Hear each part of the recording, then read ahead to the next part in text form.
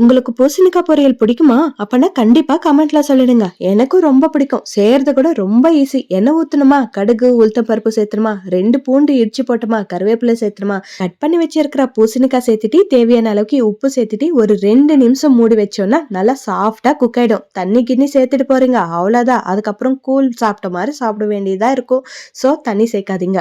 நல்லா சாஃப்டா வெந்த பிறகு சில்லி ஃபிளேக்ஸ் இருந்துச்சுன்னா 1 ஸ்பூன் அளவுக்கு சேர்த்துக்கோங்க.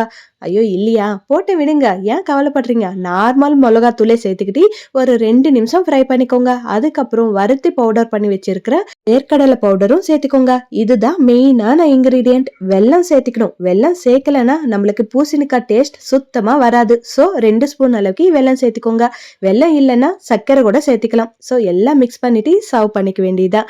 பூசணிக்காய் பொரியல் ரெடி ஆயிடுச்சு. பருப்பு சாம்பாருக்கு, ரசத்துக்கு, தயிர் சாதத்துக்கு தொட்டு சாப்பிட்டா செமையா இருக்கும்.